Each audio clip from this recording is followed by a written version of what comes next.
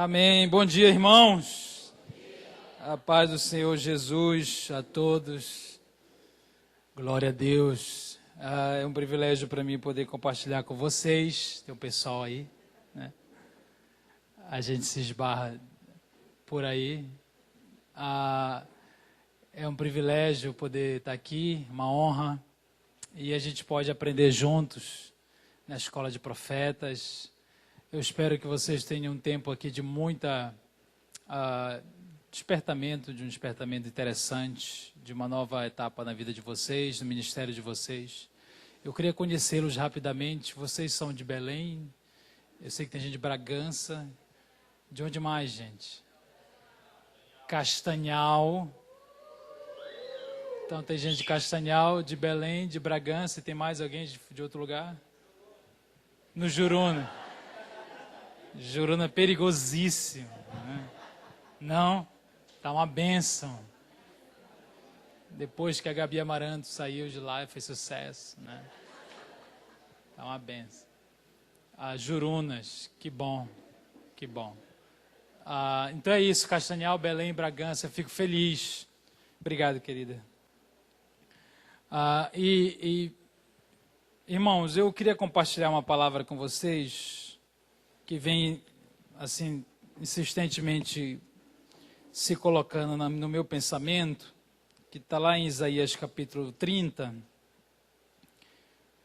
Eu queria também me apresentar rapidamente para aqueles que não me conhecem. Eu sou Davi, sou de Belém, sou casado com uma pessoa chamada Brena. Eu ia falar com a minha esposa, casado com a minha esposa é redundante, né? Eu tenho 2 filhos, um de 7 meses e uma de 5 anos, Nathalie e o Pedro. E nós temos um ministério chamado Ministério Ser. Alguém já conhece? Já ouviu falar? Bastante gente já conhece, né? Ministério Ser significa sexualidade e restauração. Atua diretamente na área da sexualidade, ajudando a igreja de forma interdenominacional a lidar com alguns aspectos da sexualidade, alguns desafios, né? Dentro desse assunto, coisas que estão aí acontecendo no mundo, na igreja, que precisa de um enfrentamento, de uma sabedoria, usando a palavra da Aline. Muito interessante a palavra sobre sabedoria. É preciso uma sabedoria para lidar com isso. E a gente desenvolve um trabalho com aconselhamento, também com ensino, com capacitação de pastores, líderes e a igreja em geral para estar atuando nessa área. Ok? Quando vocês descobrirem o que é Facebook, vocês busquem no Facebook, tá? Vocês são pessoas proféticas, né? Então não gostam desse negócio de Facebook, né? Mentira, gostam sim. Então, Facebook, Ministério Sexualidade e Restauração, você pode encontrar mais informações, ok? Então é isso. A gente vai falar um pouco de sexualidade? Vou, tá? Porque não adianta, né? O pessoal pede, né? Mas eu quero falar de sexualidade de uma forma mais ampla, tá? De uma maneira mais ampla. Tentando entender, através desse aspecto pontual da nossa vida, a nossa relação com Deus, a nossa relação total com Deus, a nossa relação com o mundo também. Então, você que é filho de Deus, como você, um ser com necessidades, com demandas sexuais normais, tentações, como você vai se posturar diante de Deus e diante do mundo que está aí ao nosso redor, né? Que tem acontecido tanta coisa. Então eu queria começar lendo o capítulo 30 de Isaías, que eu acho um capítulo assim, sensacional, mas eu vou ler numa linguagem que não é a de vocês. Quem conhece a Bíblia, a mensagem? Ninguém conhece Jesus, amado, só o irmão de Bragança, né? A mensagem, olha aí, 2. É uma Bíblia que é feita pelo Eugene Peterson, muito interessante, depois você procura. É uma linguagem diferente, porque é uma outra tradução, né? E depois a gente vai ler parte na linguagem que vocês têm, tá bom? Então preste atenção para mim. Se você nem acompanhar na sua Bíblia, você só me ouve, depois a gente vai voltar para algumas partes na sua própria linguagem. Vamos lá. Então, o capítulo 30 de Isaías diz assim: ai dos filhos rebeldes, é o decreto do Eterno, Vocês fazem planos, mas não são os meus planos. Vocês fazem negócios, mas não pelo meu espírito. Vocês amontoam pecados, um pecado sobre o outro, e vão para o Egito, e nem me consultam. Vocês correm para buscar a proteção do faraó, esperando encontrar esconderijo no Egito. Bem, alguma proteção o faraó vai oferecer, algum esconderijo o Egito vai providenciar. Eles se mostram grandes e importantes, é verdade, como soldados, com soldados estrategicamente posicionados em Zoan ao norte e em Anis ao sul, mas eles não são de nada. Quem for tolo bastante para confiar neles, logo perceberá a sua tolice. É tudo blefe. Não há consistência. É uma farsa constrangedora.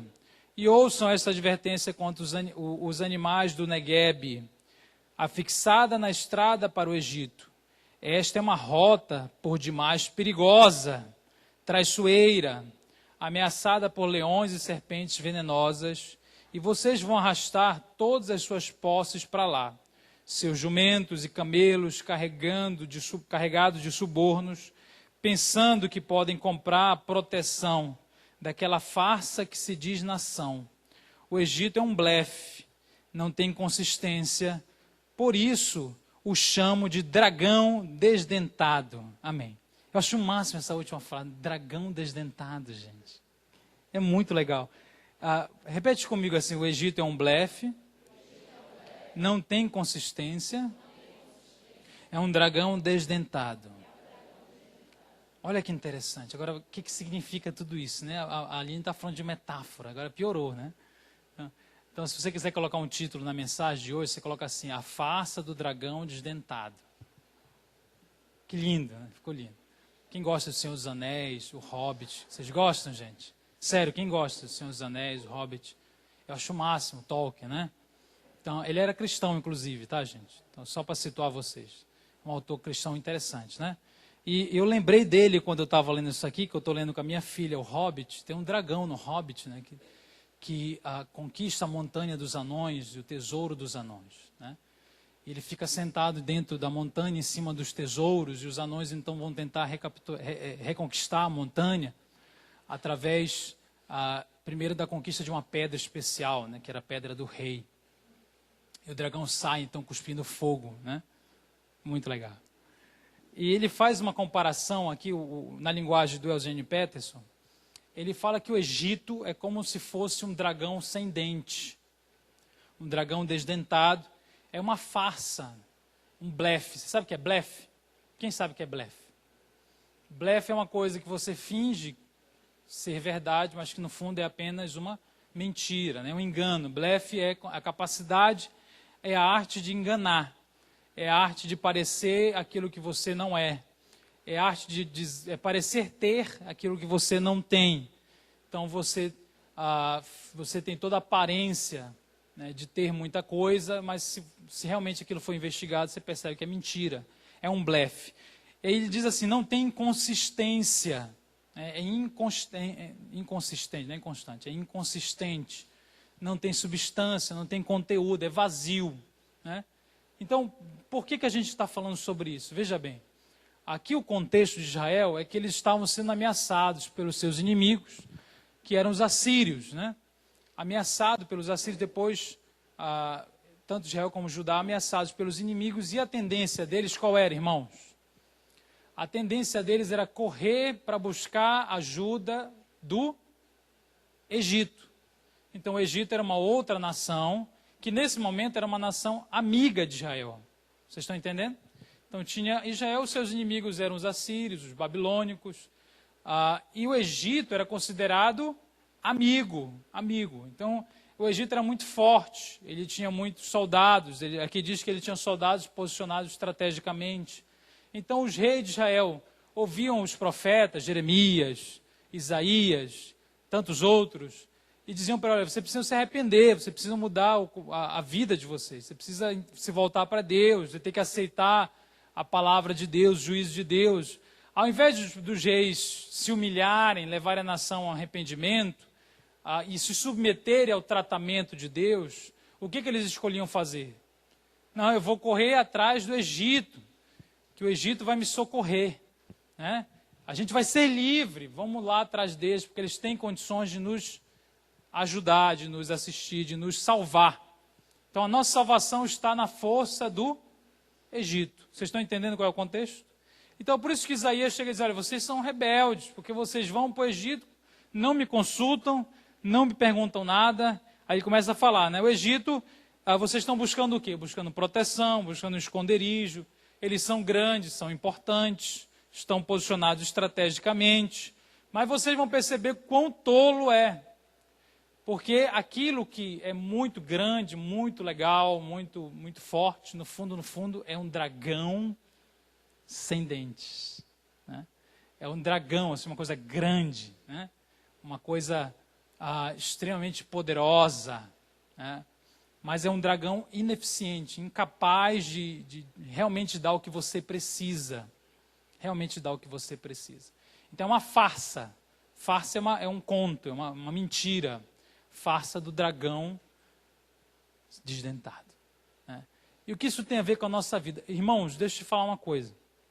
A gente tem percebido no ministério nosso que muita gente tem muitos dons. Então vocês têm dons proféticos, ministeriais, dons espirituais. E são realmente com pessoas maravilhosas, têm potenciais tremendos, né?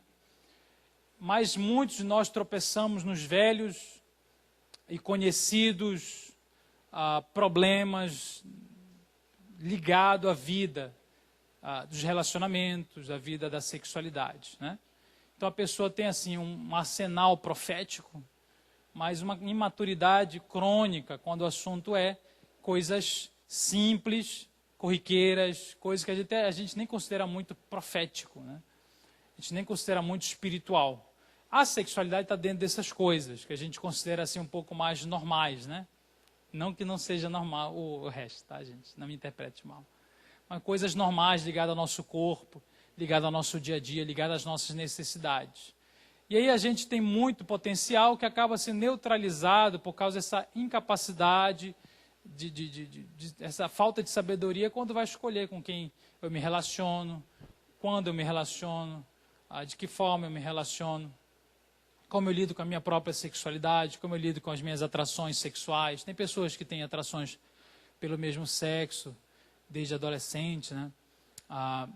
Como lidar com isso, como eu lido com as tentações nessa área da minha vida. E acaba tendo um super desenvolvimento no ministério. Então você toca, fala em língua, faz tudo maravilhosamente legal, super power da unção, né? Mega ultra, né? Plus, né? Mas nessa outra área que parece ser uma área assim mais, né? Mais humana, né? Mais normal, mais assim, e muita gente até acha que é carnal, né? Aí você e eu, a gente tropeça, a gente não sabe como agir, como lidar. E essas pessoas acabam buscando no mundo, no pecado sexual, acaba buscando no pecado sexual, suprir algumas necessidades que você e eu temos. Então a gente é igual Israel, né? A gente tem uma vida, nós somos filhos de Deus, nós temos um chamado de Deus. Você tem inimigos, né? Você tem inimigos. E esses seus inimigos tornam a sua vida difícil. Se eu perguntasse aqui quem tem a vida complicada, difícil, a Aline já fez essa pergunta. Eu morri de medo naquela. Né? Você tem que ter a vida difícil, o profeta, falaste que o profeta tem a vida, né, complicada. É isso aí, né?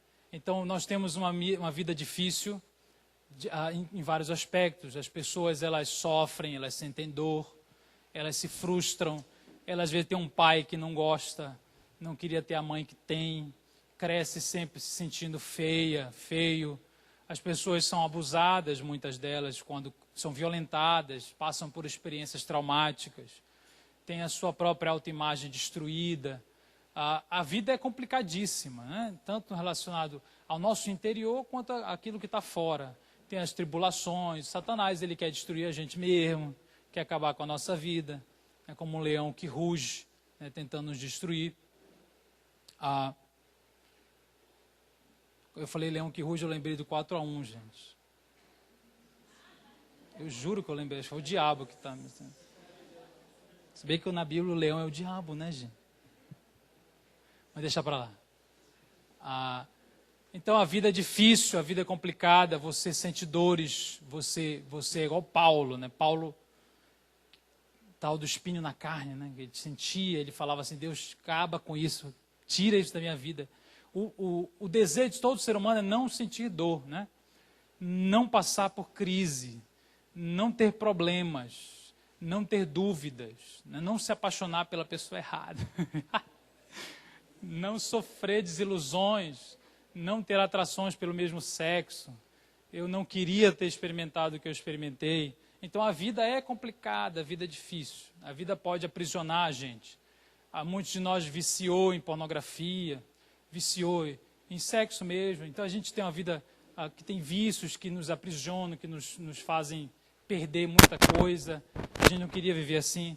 Aí chega um momento em que se oferece a nós uma oportunidade. Olha, você quer se ver livre de todo o seu sofrimento, da sua vida difícil, da sua frustração, dessa sensação de angústia, de ansiedade? Eu tenho um remédio para você. Você vem para o pecado sexual, que aqui você vai fazer muito sexo, vai ser muito legal, você vai ter muito prazer e a sua vida vai mudar, vai ficar muito legal. Então é mais ou menos isso que o Egito representa, né, como representava para Israel. Muita gente busca o pecado sexual para tentar melhorar a sua existência, para tentar dar um jeito na sua vida ruim, né?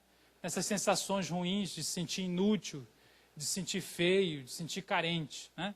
E aí o mundo apresenta para você uma farsa. Lembra que qual é o título? A farsa do dragão desdentado. Então o mundo apresenta para você uma farsa. Uma farsa é uma coisa que, a princípio, realmente convence, parece ser real, né? Você olha e diz assim, nossa, que legal, né? Como será a minha vida, como a minha vida vai melhorar, né? Se eu parar de reprimir os meus desejos, meus impulsos, fazer o que me der na telha, né? Ficar com todo mundo, né? Pegar todo mundo, e esse negócio de namorar, tal, casamento, é meio chato. Então eu vou ficar feliz. Então o Egito é essa farsa, muito bem contada, que as pessoas acreditam e falam assim, nossa, eu vou entrar agora de cabeça e vou liberar geral, soltar as frangas, né? Solte suas asas, abra suas asas, né? Nossa, Dancing Days, gente, isso é da década de 70, né? Então, como já diria o Lulu Santos, né? Então, abrir as asas, né? Vamos lançar de cabeça e aí você vai ser feliz, você vai ser satisfeito, você vai sentir a liberdade, o vento bater nos seus cabelos. E o ser humano não acredita nisso, ele vai atrás, ele faz um investimento, ele pega a vida dele, pega o seu corpo, as suas emoções, tudo que ele tem, e investe nessa farsa, nessa história, né? Nessa história de que ele vai ser feliz, ele vai ser satisfeito. É o que você precisa, você está precisando de mais sexo, você está precisando de mais prazer, de mais aventura na sua vida. Aí a pessoa entra no caminho em direção ao Egito, né, buscando a proteção, buscando esse esconderijo, buscando uma vida melhor, uma vida onde ele vai fazer o que dá na cabeça. Aí, como diz a própria metáfora, né, de Isaías, ele vai atrás do Egito. O Egito parece ser forte, o Egito parece ser estratégico, o Egito parece funcionar. Então, no primeiro momento, eu queria lhe dar uma notícia: o Egito funciona. No primeiro momento, ele tem uma certa capacidade de fazer anestesiar toda a sua vida. Então, você está aqui e você tem uma vida difícil, e tem tribulação, aí você tem a oportunidade de tomar um anestésico. Qual é o efeito do anestésico? Anestesiar, né? Então, o efeito do anestésico é passar a dor, passar a crise. O anestésico não tem nada a ver com curar a doença. Presta atenção. O anestésico, não tem alguém que é médico aqui, enfermeiro, técnico. Nem técnico. Tipo, nem empurrador de maca, não.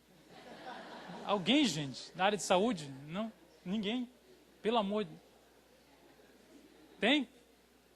Então, terapia ocupacional, pelo menos isso, né? Muito legal, né? É isso aí, terapia ocupacional, ocupar a galera, né? Não é para ocupar mesmo, para trabalhar, né? Eu vou entrar em detalhes. Né? Então, o anestésico não tem nada a ver com a cura da doença. O Egito não é a cura, o Egito é um anestésico. O anestésico, ele lida só e puramente com a dor. Só e puramente com a dor. O anestésico não está preocupado na raiz do problema. Não está preocupado na saúde integral, profunda do seu ser. Ele está preocupado apenas em aliviar. É um alívio, é momentâneo. Mas ele é maravilhoso. Toda vez que você está sentindo dor, você corre para o anestésico, é ou não é? A gente critica o bichinho, mas toda vez a gente vai lá, tá. Porque você não gosta de sentir dor. Você está com o dente doendo, o que acontece? Você precisa tomar um remédio, mas não vai curar o dente. Né? A infecção, né? Ou seja lá que bicho tem no teu dente. Né? Vai apenas passar a dor. Então o Egito, no primeiro momento, ele funciona como anestésico. A pessoa então se entrega ao pecado sexual, a tudo que ela achar que deve, a uma liberdade, né? Uma certa liberdade, uma suposta liberdade. E ela sente um alívio. Nossa, que tá funcionando, que legal. Deu para eu sentir assim a vida agora, adrenalina, aventura, fiquei legal, fiquei excitado. Isso me ajudou a melhorar a minha vida. Então o pecado sexual ele funciona no primeiro instante. Depois você vai perceber a farsa. Então é um blefe. O que é o blefe? É que ele não tem consistência. Ele não consegue dar a você a cura. Ele não consegue dar a você algo que realmente você consiga viver a partir daquilo. Algo que torne você pleno. Algo que satisfaça as mais profundas necessidades do seu coração, da sua vida. Ele é um dragão que te ajuda, né, que está do teu lado, como o dragão do Egito, né, o dragão desdentado. Só que ao abrir a boca você percebe que ele não consegue. Ele é desdentado, ele frustra. Então você vai lá e faz muito sexo. E aí o ser humano tem a tendência de pensar assim, que a quantidade sexual, a quantidade erótica, né? Quanto mais sexo eu tiver, mais feliz eu serei. Mais legal vai ser minha vida. É o que se prega hoje, né? Então libera geral. E você percebe que a quantidade, ao invés de te satisfazer, te adoece. Então essa pessoa que primeiro foi anestesiada e não trata da sua real necessidade, se ela viver no anestésico, a sua doença piora. O segundo momento, então, é o aprofundamento do quadro de enfermidade total. Ou seja, o quadro fica pior. Você vai se deteriorando. Você vai aumentar o seu problema. Né? Então, quanto mais mergulhado no pecado sexual, mais mergulhado nessa vida, nesse mundo, no Egito, e quanto mais tomando doses e doses de anestésico, porque a primeira dose já não serve, né? Isso é uma outra dinâmica interessante, né? Você tem uma dor, você toma um remédio, ela passa. Se você não tratar, a dor fica maior e você precisa tomar mais de um comprimido, né? Agora só funciona se tomar 2. Vocês estão entendendo? Então o cara começa e diz assim, não, eu nunca vou trair a minha namorada, eu nunca vou para rave, eu nunca vou fazer isso, eu sou hétero. Né? Esse pessoal gay, safado. Né? Nunca vou ser isso, eu sou um cara muito legal. Aí ele começa a pecar, ele começa a usar aquilo para satisfazer, para lidar com os seus problemas. Passa um tempo, você começa a fazer coisas que você achou que nunca ia fazer. Você começa a fazer coisas que você jurava que não tinha capacidade, que não tinha coragem. Por quê? Porque essa é a tendência. Né? Você está tentando resolver a sua vida pelo prazer sexual. a primeira dose resolveu, mas o negócio ficou pior. Você ficou mais vazio, mais deprimido, mais frustrado. Você não consegue esquecer aqueles traumas que você está tentando esquecer. Aí você pede uma dose mais forte. E começa a investir ainda mais pesadamente no pecado sexual e nos outros pecados de forma geral. Você já conheceu alguém muito atraente? Não fale nada, né? Então, uma pessoa muito atraente, uma pessoa muito... eu preciso disso para viver, né? Irmãos, eu queria então que você saísse daqui entendendo. O pecado sexual, o pecado de forma geral, é uma farsa muito bem contada, tá? Que quer te levar para buscar refúgio, resolver a sua vida, te dar uma suposta felicidade no lugar errado. Nesse lugar, você até consegue aliviar, mas você vai piorar o seu quadro. As suas necessidades mais profundas continuam não satisfeitas. Quais são as nossas necessidades mais profundas, irmãos? O C.S. Lewis, que é um outro autor inglês, ele dizia que ele encontrava no coração dele uma necessidade que não conseguia suprir com nada que se encontra no mundo. Então, ele encontrava no seu coração uma necessidade que não conseguia ser suprida por nada que se encontrava neste mundo. A conclusão que ele chegava, então, qual era? Era que ele não foi criado para este mundo. Isso é uma conclusão interessante. Então, se você tem uma necessidade interior, e aqui eu não estou falando de sexo, estou falando da sua pessoa como um todo, que você não consegue satisfazer com nada neste mundo, seja o que for, né? Isso é uma amostra, é uma prova de que você foi criado para algo além deste mundo, algo que não está aqui, algo que não pode ser absorvido pelos seus sentidos, algo que você não é pela visão natural, pelo toque natural, pela audição natural. Você foi criado para perceber uma coisa sobrenatural, uma coisa que está além dessa realidade. Essa coisa é Deus, né? Então, é a primeira grande necessidade. Então, antes de qualquer coisa, antes de você precisar de uma vida sexual, de prazer, de felicidade, você e eu precisamos profundamente de uma conexão com Deus, de se sentir realmente, plenamente filho dele, ligado a ele, pertencente a ele, né? Quando isso não é estabelecido, você nunca para de buscar. E você vai buscar neste mundo, né, essa sensação, essa satisfação. Então, essa é a primeira grande necessidade da tua vida. Existe uma outra necessidade interessante. Todos nós temos uma necessidade que é de nos sentirmos parte do grupo. Sentirmos amados uns pelos outros. Todos nós temos uma necessidade que ela é horizontal, né? A primeira que eu falei é vertical, né? Essa é horizontal, de você se sentir parte valiosa de algo. Você se sentir interligado, né? Nós fomos seres criados para viver de forma interligada, de conectar, de ter intimidade com as pessoas, né? Você precisa de intimidade. Você quer experimentar esse pertencer. Pode deixar lá, o vento está... Glória a Deus. Então, quando eu busco isso no pecado sexual, eu acabo me frustrando do mesmo jeito. Porque você tirar roupa e ficar nu com alguém não significa ter intimidade com essa pessoa. Vocês estão entendendo? A pornografia, por exemplo, é muito interessante, né? Na pornografia, a gente senta e vai ver alguém tirar a roupa, até transar com outra pessoa, e aquilo é uma suposta intimidade, né? Você está vendo alguém em um momento íntimo, mas você sabe quem é aquela pessoa? Importa quem é aquela pessoa? Importa saber? Você precisa saber? Não. Você não precisa saber quem ela é.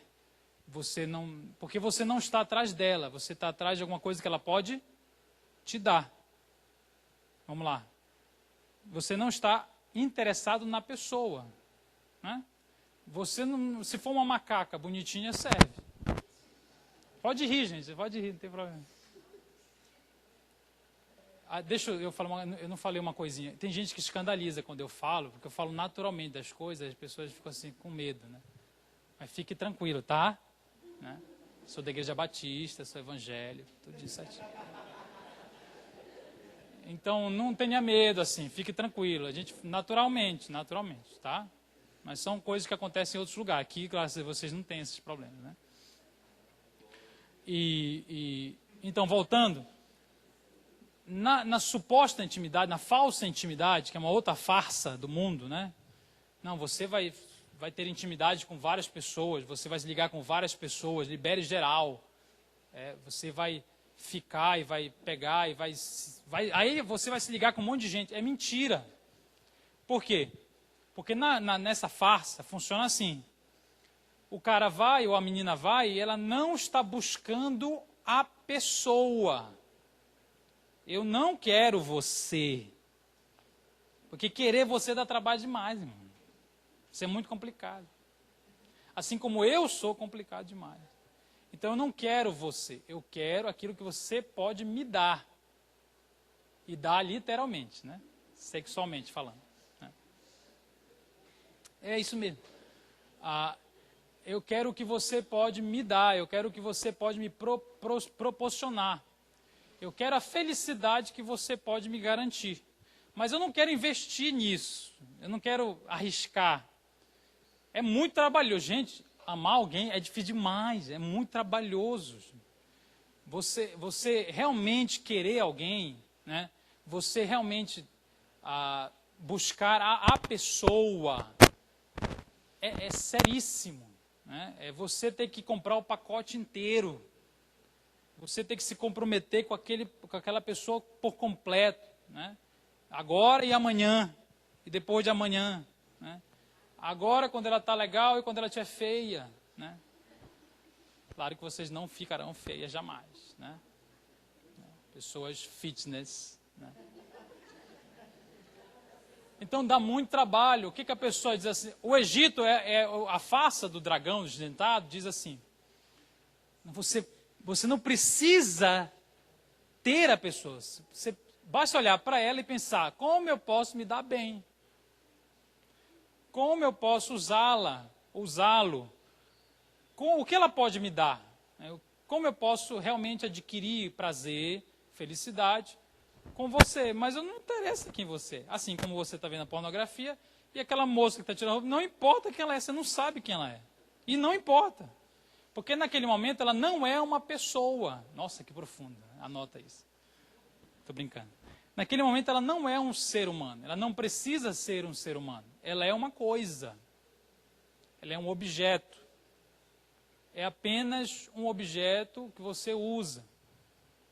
Então, nesse processo, você e eu vamos transformar as pessoas em objetos sexuais.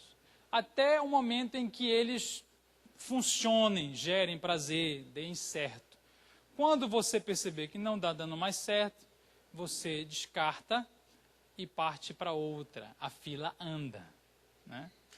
Então, assim como você compra um celular e o celular que você comprou, né, era de última geração, você pensava: nossa, agora eu serei feliz no WhatsApp. Né? Agora a minha vida será outra vida. Resolvi todos os meus problemas. Né? Agora eu tenho status, eu tenho celular de prosperidade. Né? E aí passa 6 meses, você começa a perceber que seu celular está desatualizado. Né? Eu lembro que comprava computador, notebook, que lá tinha o quê? 1 giga, gente. O que tinha naquela época? Quem é mais velho aí? Há pouco tempo atrás, coisa de, sei lá, 5 anos atrás, 10 anos atrás. E todo mundo feliz, né? Todo mundo feliz. Aí quando saiu um que tinha, sei lá, 3 gigas, nossa, 3 gigas! E hoje, se tu vai comprar um negócio de 3 gigas, o pessoal começa a te avacalhar, né?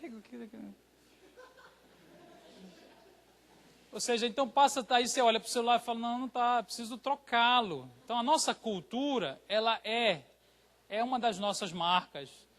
Isso eu queria até falar isso para quem é líder aqui. Se você lidera adolescente jovem, entenda uma coisa. uma das marcas deles, não deles, nós, vamos colocar nós dessa forma, independente da sua idade, é uma da característica dos nossos tempos. Nós estamos inseridos, nós somos educados dentro de um mundo do descartável. É a cultura do descartável. Tudo é tratado desta maneira. Tudo é tratado dessa maneira. Até mesmo as relações.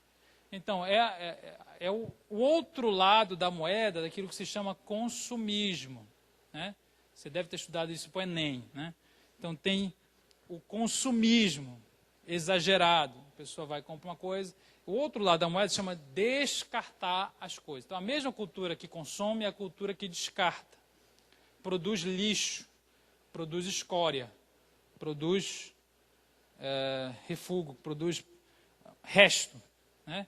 Então, quando você aplica essa lógica às relações humanas, você começa a olhar para as pessoas e pensar como eu posso usar aquela pessoa. Ao usá-la, você vai perceber que está desatualizada, está com uma memória fraca, uma memória RAM, né? Não está mais funcionando e você então troca por outra mais, como é que fala? Turbinada, né? Mais atualizada. Agora, veja bem, isso já acontecia antigamente? Já. Não tem aquela velha história, o cara tem uma mulher com 40 anos e troca por duas de 20? Quem já viu essa expressão? Imagina que o cara tinha que esperar até 40 anos, gente, para trocar por 2 de 20. Hoje em dia, você vai esperar 40 dias. Você fala, olha, 40 dias, está demais. Então, antigamente existia isso, só que o processo de atualização era mais lento. Então, o cara casava, ficava lá, vivia a vida. E ele olhava para a mulher e já estava, que negócio chato é esse, gente? Eu estou aqui com essa mulher, é difícil demais amar alguém, né? Esse ser humano é difícil demais. Então ele ia buscar uma nova aventura, né? Ou então ele fazia as duas coisas ao mesmo tempo. Ele vivia com a sua mulher, a deusa do meu coração, a rainha dos meus sonhos, a Xuxa, né? E tinha a prostituta na rua, né? Que era aquela que dava prazer para ele. Dentro de casa era tudo muito certinho, até o sexo muito comedido, né? Moralizado, e fora de casa liberava geral, né? Esse é um padrão comum ainda hoje.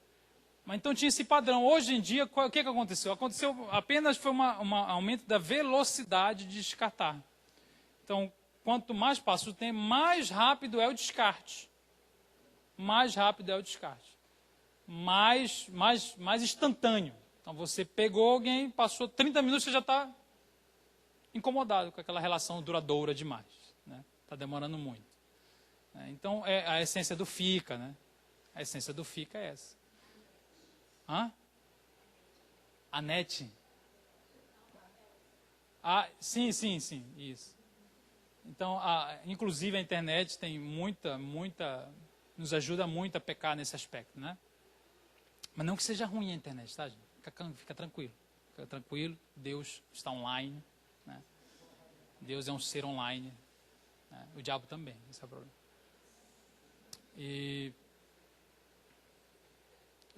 Deixa eu falar uma coisa para você. Eu estava uma vez abri o meu e-mail, faz um tempinho isso. Aí tinha um e-mail era um nome assim, acho que era Raquel, um nome qualquer, não importa qual é o nome. Estava escrito o nome, e eu pensei que era o e-mail de alguém, né? Aí eu fui abrir o e-mail. Aí tinha uma foto de uma mulher nua. Mas não aparecia a mulher toda, aparecia só o rosto assim. Sabe quando você tem que baixar como é que fala? Barra de rolagem, né? Você precisa baixar para ver o resto da foto. Então, até aqui só aparecia o rosto, mas eu percebi que era uma mulher nua. E é interessante que eu não pesquisei mulheres nuas, né?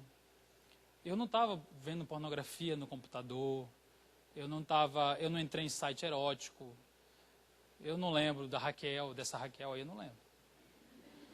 Então, não era uma coisa que eu estava realmente naquele momento atrás, né? Eu não estava buscando a pornografia, a imoralidade. Realmente, naquele momento, não estava. Não tinha nada de errado no meu computador. E a minha pergunta foi essa. Eu falei, nossa, veja bem, o cara está aqui. Ele não precisa nem buscar. Eu não preciso fazer nenhum esforço. Né? Você precisa mover nada. A proposta, a farsa, né? A farsa do dragão desdentado, Se bem que a Raquel não era um dragão desdentado, né? Se fosse, seria mais fácil, né, não pecar, né? As meninas que são dragões, né? Gente, é uma brincadeira, não existe mulher. Gente, eu estou brincando, pelo amor de Deus, tá? Que vão sair daqui e falar, o pastor disse, não falei nada, eu nego até a morte, tá? Tá filmado. Não, mas ele vai editar isso aí, velho. Tem um esquema total aqui. A minha mensagem no DVD é ótima, que ele tira todas as partes, não presta, tira. É bem melhor, dá uns 20 minutos, né? Então aí apareceu a foto da menina, ela era bonita, então era a face do dragão com dentes, nesse caso, né? E eu fiquei pensando, nossa, a gente não precisa fazer nada, o diabo sabe até o e-mail do pessoal, né? Manda um e-mail direto para ti. Ele manda certinho, e chegou, eu fiquei impressionado com a competência de Satanás, né? Sem que eu busque nada, sem que eu me mova, sem que eu faça nada, nem pensei, pá, estava lá. Essa parte estou brincando também, né? Tá? Calma. Aí eu apaguei o e-mail, eu não baixei a barra de rolar, pela graça de Deus. Eu apaguei o e-mail. Mas isso sempre ficou na minha cabeça. Falei, gente, como é interessante. Hoje a pessoa precisa estar preparada para enfrentar essa mentira, a mentira do pecado sexual, porque vai vir para ti, não interessa quem tu és. Não interessa se você está buscando ou não, você vai se defrontar com esse problema. Tá? O que a gente está falando aqui é uma realidade inegável, inevitável. Você vai se defrontar, não importa quão espiritual você esteja, quão bem você esteja, é uma realidade que você vai ter que enfrentar. Vai aparecer diante de você. Então é essa necessidade, satisfazer essa necessidade por intimidade, satisfazer essa necessidade por ligar-me a alguém, né? De ver a intimidade do outro. Essa necessidade no sexo é uma proposta. Olha, venha cá, aqui você vai poder se ligar, você vai se sentir você vai se conectar, eu vou te abraçar, você vai se sentir abraçada. Só que é mentira, por quê? Porque está todo mundo buscando no outro essa sensação. E com o passar do tempo, você descarta. Você será descartado também. Você será descartada. E você vai aprender a lição e vai começar a descartar os outros também. Então não é só você que é a vítima do sistema, né? Não é eu que sou a vítima do sistema, é que eu aprendo com o sistema. Então eu começo a ser rejeitado, eu começo a ser descartado, e às vezes desde a infância a pessoa já começa a ser descartada, ser tratada como objeto sexual, ser tratada como qualquer coisa, ser tratada como algo de pouco valor, não é protegida, não é alimentada na sua alma. E essa pessoa então aprende com aquilo e vive a vida inteira pensando dessa forma, olhando para as pessoas e pensando como é que eu posso me dar bem. E quando eu não consigo mais me dar bem, eu descarto. Isso é o oposto do amor, né? Isso não é amor. Isso não é amor. Então, isso é uma coisa que a gente chama lascívia, né? A essência da lascívia é essa. É você olhar para alguém perto de você e falar assim, como eu posso me dar bem? Né? Como eu posso me dar bem? A gente tem que confrontar isso na nossa própria cabeça. Ok, irmãos? Ok ou não ok? Ou seja, o que eu quero dizer? Que a transformação de alguém só se dará se houver uma renovação dessa mente, dessa mentalidade.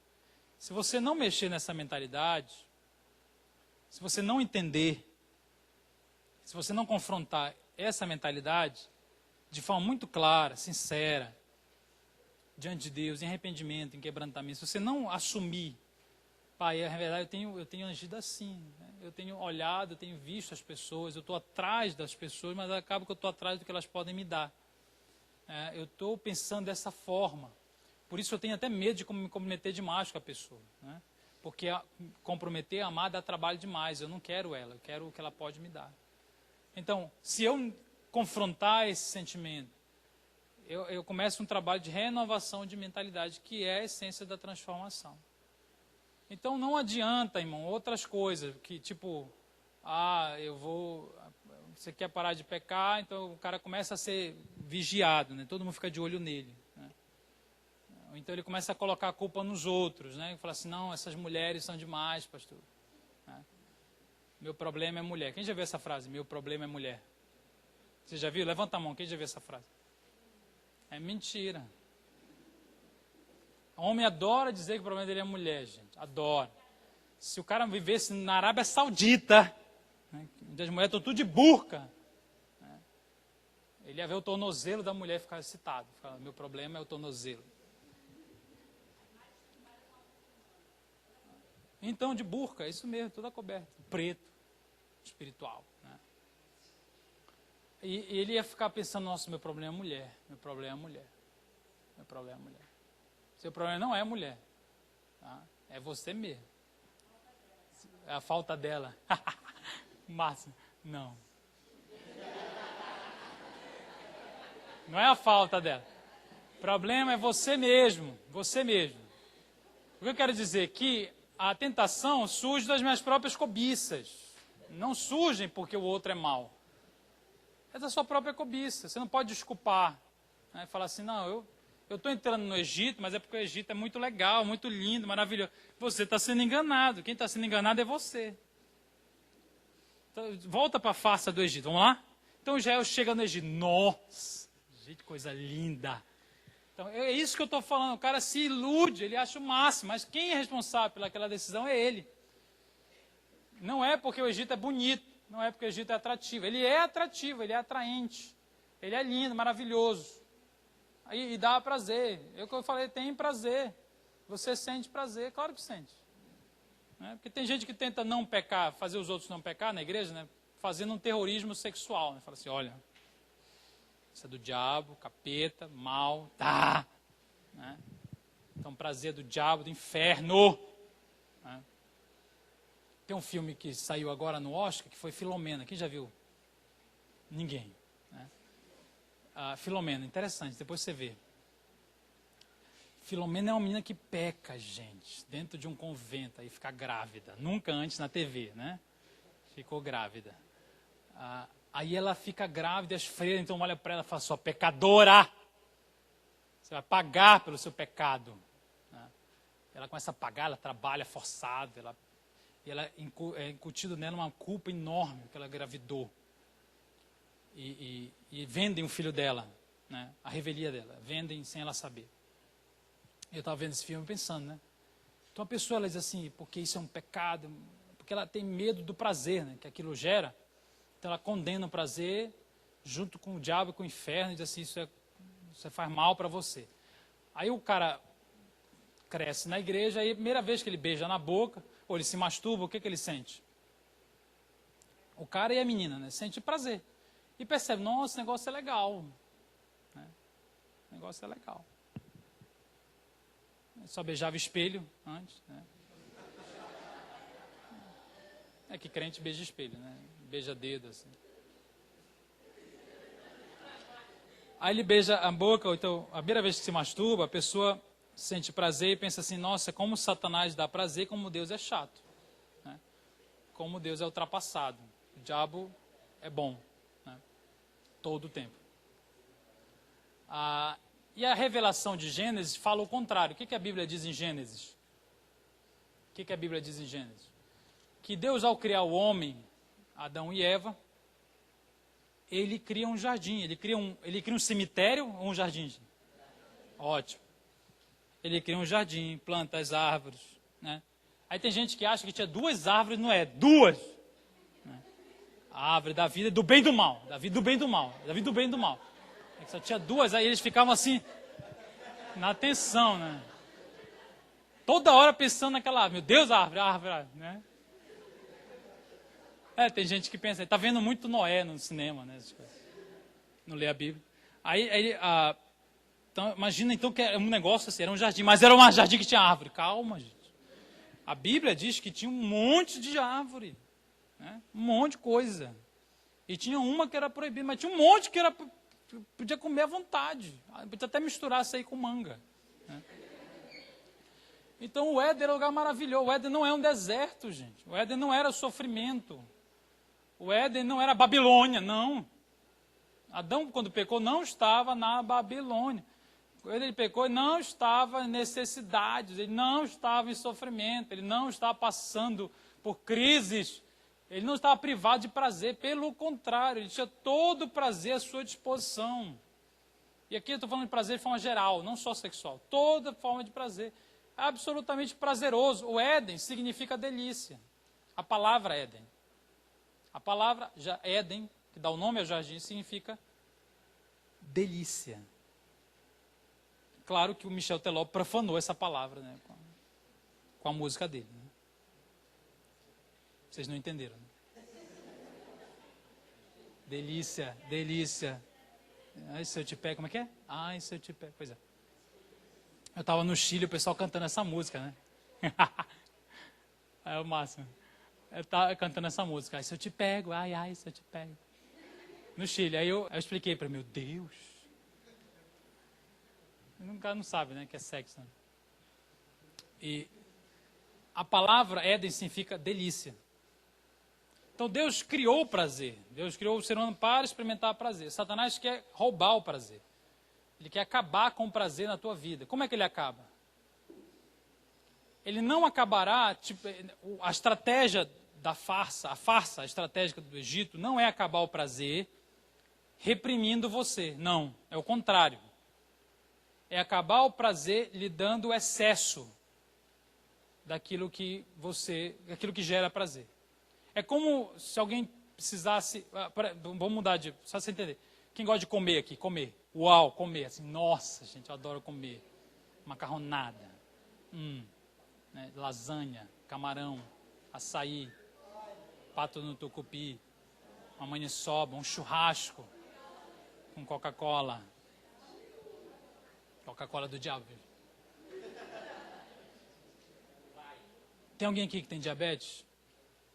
Tem alguém aqui que tem diabetes? Mas é tipo 1, 2 ou 3, irmãos. Só nasceu ou é depois? Eu estou perguntando porque eu fui numa igreja de Goiânia, eu falei sobre diabetes e tinha um menino que não aceitava o fato de ter diabetes. Gente, para que foi que eu fui fazer piada com diabetes? Eu pergunto antes para saber, né? Então não tem ninguém diabético aqui. Né? Tá. Então, você adora comer. Então tem duas formas de roubar esse prazer na sua vida. Vamos lá, quais são as duas formas? Primeira forma é sequestrar você. Não, sequestrar. É prender você numa cadeia e não te dar comida. Você vai comer? Só se for a própria carne. Né? Então você não come. Essa seria uma estratégia meio assim, seria muito burro. Né? O Egito não é assim, o Egito é um lugar atraente. Lembra que a gente falou? É uma farsa que te envolve. É um dragão. O dragão é um lugar grande, bonito, cospe fogo. Né? Se fosse, obviamente, mal, é como se Satanás chegasse com você e falasse, quero acabar com a tua vida. Né? Eu quero te destruir. Eu quero acabar com o prazer na tua vida. Se alguém chegar com você e falar, eu sou o diabo, eu quero te matar, é bem provável que seja Satanás. Sim ou não, gente?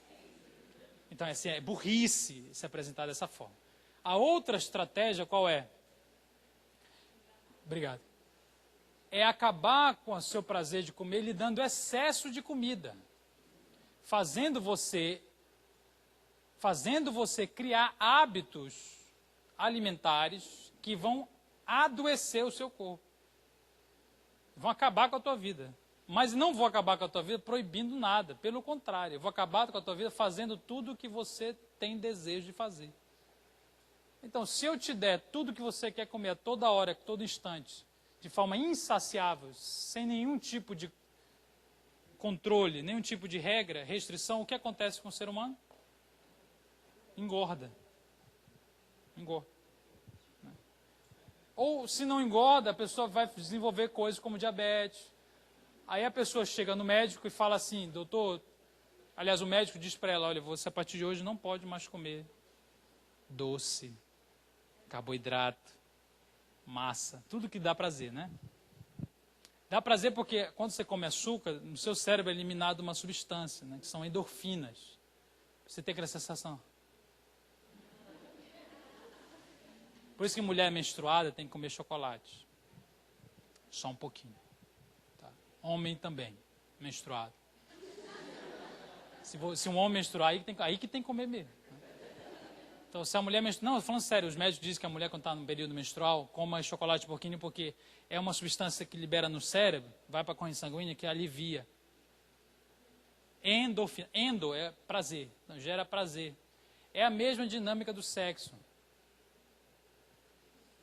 É a mesma dinâmica do sexo. O orgasmo nada mais é do que uma outra substância da mesma espécie, que gera um prazer, uma êxtase. Entendeu? Então é a mesma dinâmica. Então, como quando você abusa da comida, aquilo te adoece. E aquilo, a pessoa pode ficar desnutrida, mas gorda. Apesar de gorda, desnutrida. Ou seja, ela tem excesso da forma errada. Com sexo é basicamente a mesma coisa. Você tem muito sexo, a proposta do Egito é fazer muito sexo, você se sente satisfeito no início, você se sente, achei o meu mundo, aqui eu vou ser livre, aqui é maravilhoso. Com o passar do tempo, você não alimenta a sua alma. É como uma desnutrição interior. Né? Você não é alimentado. Você está com falta daquilo que você precisa ter, mas super obeso, né? Com várias relações, com vários pegas, com muita imoralidade, com muita pornografia, com sexo de todo que é jeito. Vocês estão entendendo? Então, a estratégia não é proibir você, pelo contrário. É acabar com a sua vida por meio do excesso, do desregramento. Essa é a farsa do dragão desdentado, que poderia te ajudar, mas que não tem a capacidade de te ajudar. Na verdade, te adoece, te mata. Nele você não pode encontrar proteção, esconderijo. Ele não vai te proteger. Satanás, como eu falei, quer acabar com o seu prazer. Deus é que ele quer lhe dar prazer. Satanás quer acabar com o seu prazer, só que ele vai acabar por meio do excesso. Não vai acabar por meio da proibição, pelo excesso. Né? Eu estava no Rio de Janeiro, essa semana, estava ouvindo o Geraldo da Caverna de Adulão, de Belo Horizonte. Ele estava falando sobre as pessoas que se envolvem no pecado sexual inocentemente, depois elas começam a buscar o prazer de formas cada vez mais complicadas. A pessoa começa a buscar aquela sensação até com crianças, né? Então se torna um abusador, começa a buscar a sensação com animais, né? Sexo com animais. Ele começa, tem um negócio que chama Golden Shower, que pessoas que só sentem prazer quando a prostituta ou a mulher urina em cima dele. O Geraldo estava falando coisas muito tranquilas, né? Ou então defeca em cima do parceiro. Ele estava dizendo, e eu fiquei pensando, ele falava, o diabo ele quer fazer você, ele te oferece o prazer. Pode achar graça, não tem problema não. O diabo te oferece o prazer e você entra na farsa. Só que ele quer te levar a ter prazer no xixi, no cocô. Né? Ele quer vai te humilhar tanto. Ele vai te humilhar tanto, porque você atrás do prazer, você se cega, você vai atrás. Só que sem perceber, você vai rastejando. Né? Pelas fezes, literalmente. Né? E ali você tá sendo roubado. Ele parece que está livre, está sendo roubado. Na verdade, ele está acabando com o prazer na vida daquela pessoa. Está deteriorando, está escravizando aquela pessoa.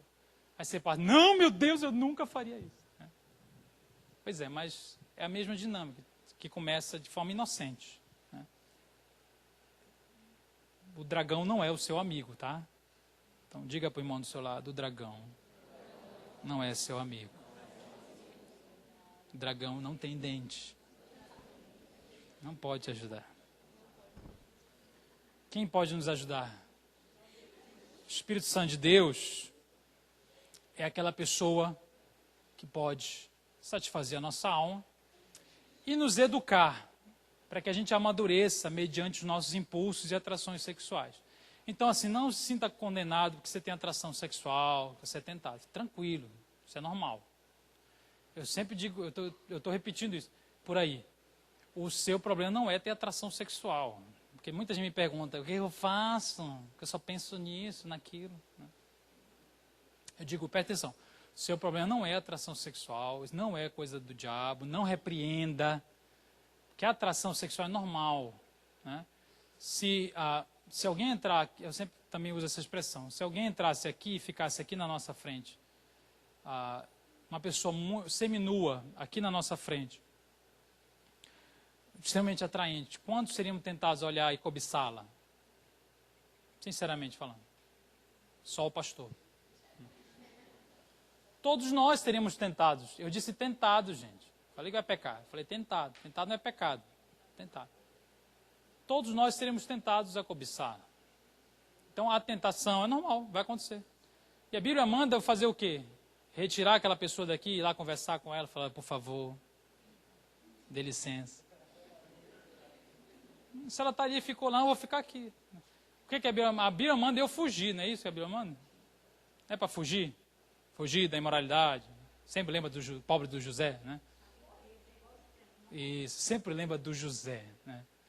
Pobre do José, gente. Solteiro sofre. Por que José era solteiro?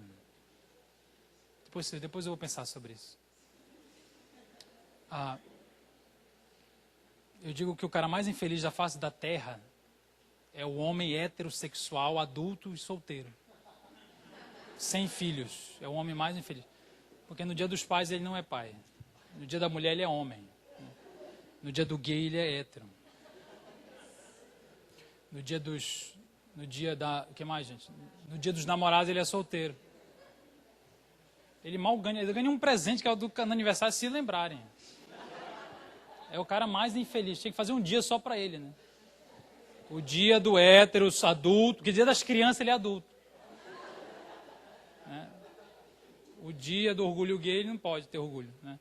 Então, o dia do homem solteiro, adulto e hétero. Gente, se você se enquadra nesse perfil, Deus é gracioso. Deus vai te dar graça. Então, a graça de Deus, gente... Tito, abre lá, a gente vai te terminar. Eu disse que a gente ia ler, mas nem li, né? Desculpa. Abre em Tito, capítulo 2, para a gente terminar. Já acabou meu tempo? Falta quanto? 2 minutos? 3 minutos? Obrigado, irmã. Quando acabar, só dá um grito aí. Estou brincando, não precisa gritar, não. Só levanta a placa. Tito, deixa eu ver qual é o versículo, gente, que eu estou com a versão aqui do Eugênio Peterson. Tito, capítulo 2, eu acredito que é o capítulo 2. Me presta uma Bíblia aqui, com a outra versão. Presta aqui rapidinho. Meu Deus, que versão é essa? Né? Alguém tem RA? RA ou RC? Não sabe nem o que é RA, né? Ai, Jesus. Está aqui, é o 2:11 e 12. Alguém lê com voz de dragão com dente? Vamos lá. Tito 2:11 e 12. Alguém lê, por favor, bem forte. Quer ler? Porque a graça de Deus se manifestou. Bora, rapaz, faz de graça.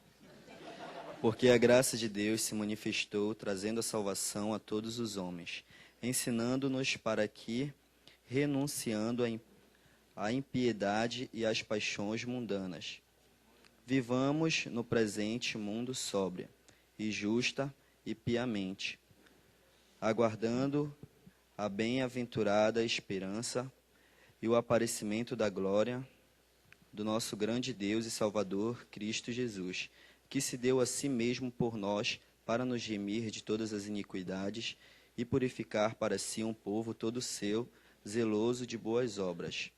Fala estas coisas, exorta e repreende com toda a autoridade. Ninguém te despreze. Leu quantos versículos? Uns 4, eu falei só 2, mas tudo bem. Você vê que o cara é um cara que lê a Bíblia, né? Desculpa. Então a Bíblia diz lá no 11:12 o quê? Que a graça de Deus se manifestou salvadora a todos os homens. Aí na outra parte ele fala que a graça tem um outro papel, além de salvar. Então salvar é dar a vida eterna para alguém, né? Te transformar de um morto a um vivo, te tornar filho de Deus. Além disso, diz aí que a graça, ela nos educa. Então, ela nos ensina. Ensina a fazer o quê? O que está aí no texto? Exatamente. Então, a graça de Deus é aquilo que nos ensina a renunciar o modelo de vida, que é um modelo de vida ligado às paixões, à perversidade, ao pecado.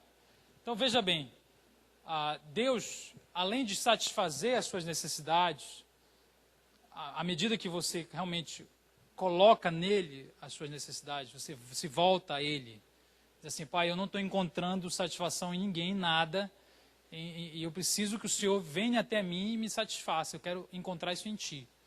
À medida que eu faço isso, Ele vai satisfazer minhas necessidades. Mas além disso, a graça de Deus é aquilo que vai me educar para renunciar. Renunciar é difícil. Renunciar é coisa de adulto. Renunciar é um aspecto da maturidade. Você talvez seja uma criança ainda. Você não consegue renunciar. É difícil para você. Isso é normal, porque você talvez ainda não chegou lá.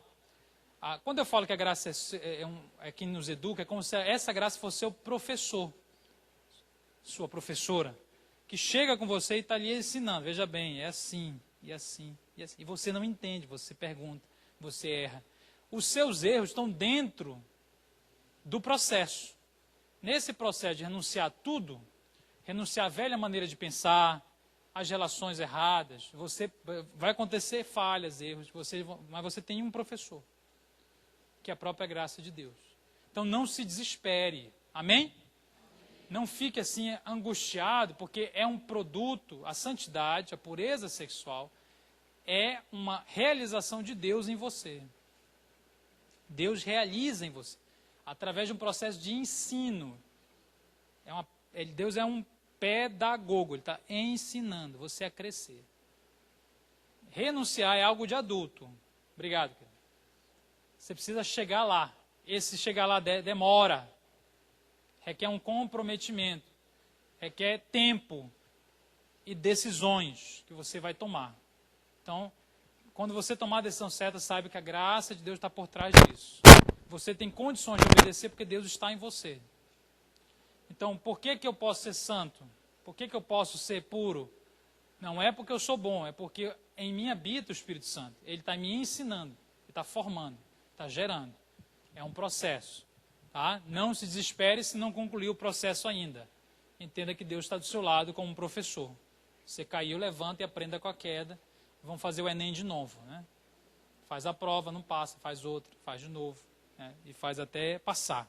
Então assim é o trabalho de Deus, é um trabalho processual.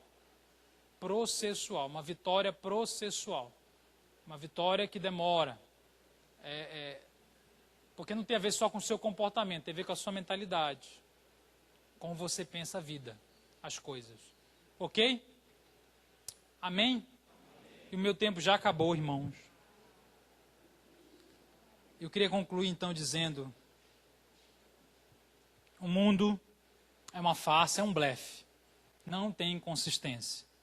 Só que como toda boa farsa, ela ilude, engana. A pessoa acha que ali vai encontrar proteção, refúgio, prazer, resolver a sua vida difícil. Ali você vai encontrar tudo que você precisa para aplacar a dor. É um dragão lindo e maravilhoso que vai te defender. No fundo, é um dragão desdentado. Inconsistente. Deus, ele é alguém realmente consistente. Realmente substancial. Né? Viver no mundo é você viver atrás do vento. Né? Viver com Deus, você encontra realmente aquilo que pode lhe ocupar o seu coração, as suas necessidades. Mas é preciso voltar-se para Ele e abandonar o dragão sem dentes. Isso é uma decisão séria, tá? Uma decisão séria. Abandonar o mundo, voltar-se para Ele e falar: Deus, eu preciso que o Senhor me ensine. Primeiro me preencha, depois me ensine, porque é difícil renunciar. Eu preciso que o Senhor tome as minhas mãos e faça comigo a lição. Dia a dia, diariamente. Amém?